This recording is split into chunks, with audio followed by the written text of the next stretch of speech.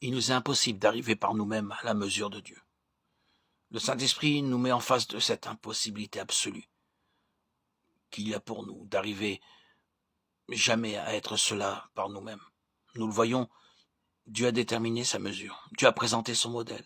Dieu nous a donné l'objet auquel il veut que nous soyons rendus conformes et la chose à laquelle nous nous heurtons ensuite. C'est l'impossibilité absolue qu'il y a pour nous à devenir cela. Non pas par nous-mêmes. Nous ne le pouvons pas. Assurément. N'avons-nous pas encore appris cette leçon de désespoir?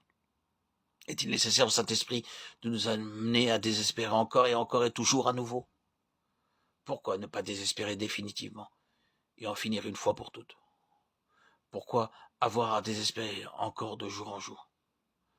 C'est tout simplement parce que nous cherchons encore quelque chose, quelque part en nous-mêmes, quelques lambeaux de bonté que nous puissions présenter à Dieu pour le satisfaire, lui être agréable, répondre à ses exigences. Nous ne le trouverons jamais. Reconnaissons-le, toutes nos œuvres de justice sont comme un vêtement souillé. Nos œuvres de justice, tous ces efforts que nous faisons pour être justes. Oui, le Seigneur dit de cela, vêtements souillés. Reconnaissons cela une fois pour toutes. Si nous regardons au-delà de ce que nous affirmons ici, nous verrons où cela doit nous conduire. Cela nous conduit à la position la plus glorieuse. Cela nous conduit à cette fin glorieuse que le Seigneur Jésus désigne de cette manière, en ces jours où l'expérience allait devenir intérieure.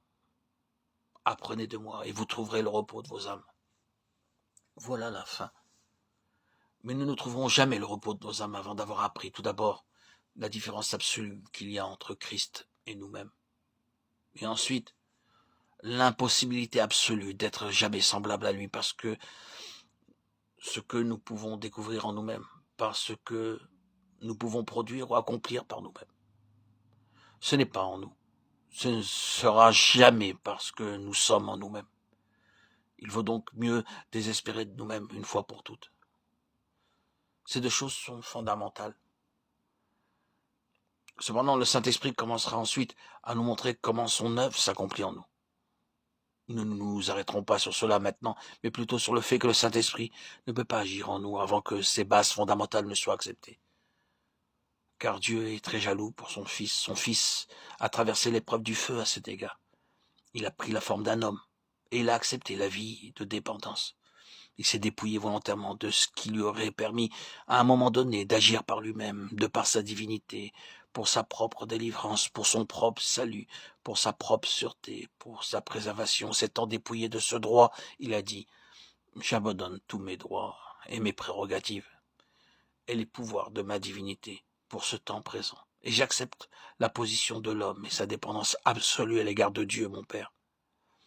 J'affronterai sur ce niveau humain tout ce que l'homme a jamais eu à affronter. Cela ne signifie pas qu'il se fût dépouillé de sa divinité, mais des droits de sa divinité pour ce temps présent.